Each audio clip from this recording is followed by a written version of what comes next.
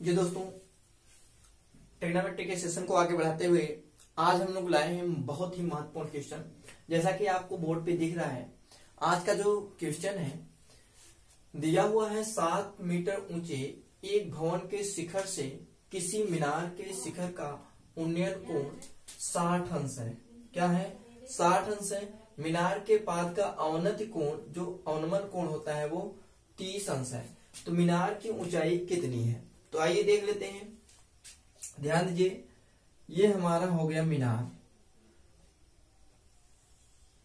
और यहां से आप बना लीजिए एक भवन।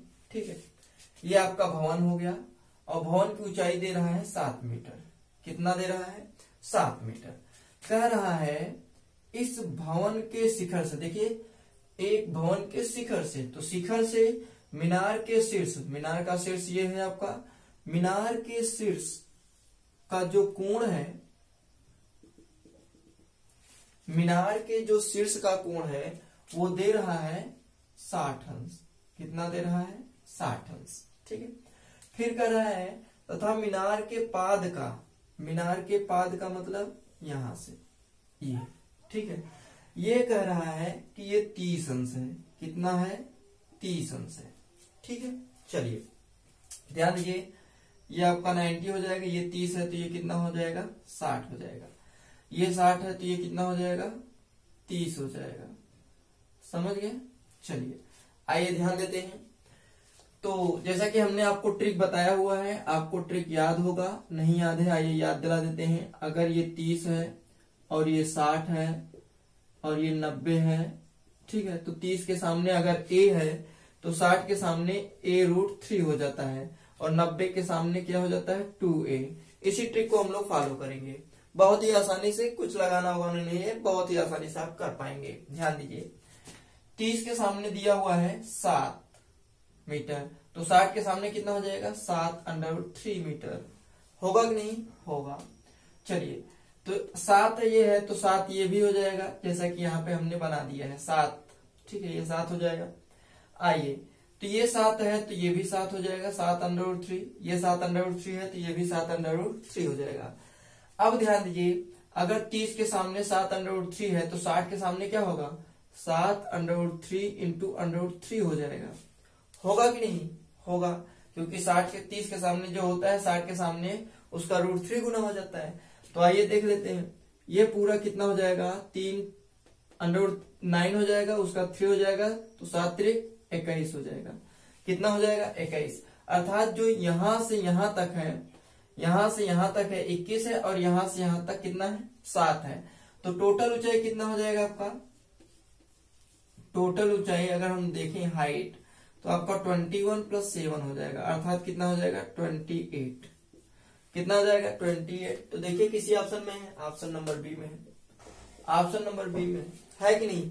आप बहुत ही आसानी से इस प्रकार के क्वेश्चन को बिना ज्यादा मशक्कत की लगा सकते हैं। चलिए आइए हम लोग देख लेते हैं नेक्स्ट क्वेश्चन को।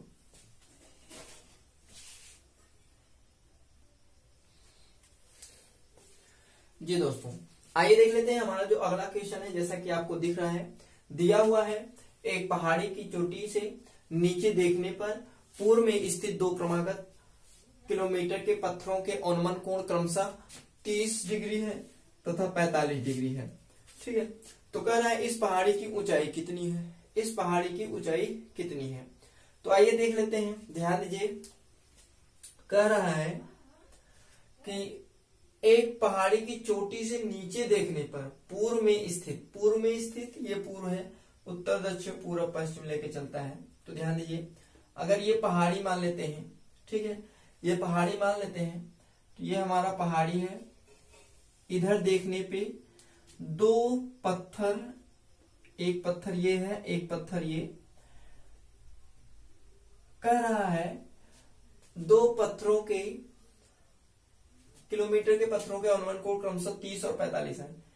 ठीक है, तो एक तो यहां पे हो जाएगा और एक आपका यहां पे हो जाएगा।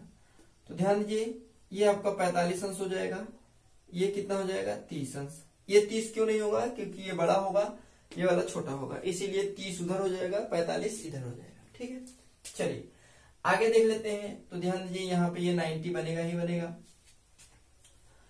अब कहना है पहाड़ी की ऊंचाई, तो पहाड़ी की ऊंचाई मान लेते हैं h। अगर ये h है तो ये भी h होगा, क्योंकि 45 अंश का जब कोण बनता है तो उसकी लंबाई और ऊंचाई आधार क्या होता है, बराबर होता है ना, जैसा कि आपको पता है। ठीक, चलिए आइए देख लेते हैं। उसके बाद कह रहा है कि पहाड़ी की ऊंचाई कितनी है, तो पहाड़ी की ऊंचाई कितनी है आइए देख लेते हैं।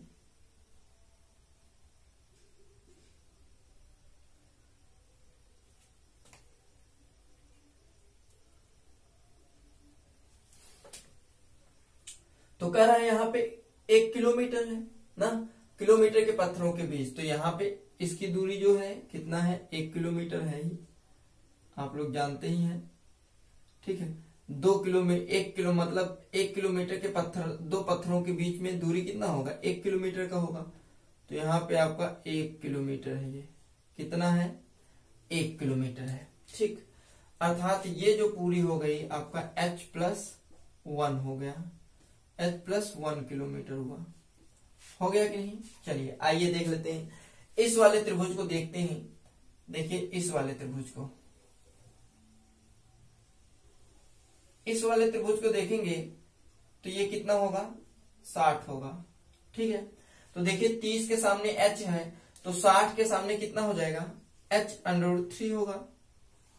h√3 होगा कि नहीं होगा, होगा। अभी हमने बताया था कि अगर 30 के सामने हम ये वाला कोण, ये वाला ले रहे हैं त्रिभुज, ये बड़ा वाला त्रिभुज ले रहे हैं, बड़े वाले त्रिभुज में देखिए अगर 30 के सामने h है, 30 के सामने क्या है, h है, तो 60 के सामने होगा h√3 होगा, अभी हमने बताया था। ठीक है, चलिए आइए देख लेते हैं। तो देखिए ये दूरी दोनों क्या है, आपस में बराबर है, तो ये दूरी h√3 बराबर h+1 होगा कि नहीं, आइए देख लेते हैं।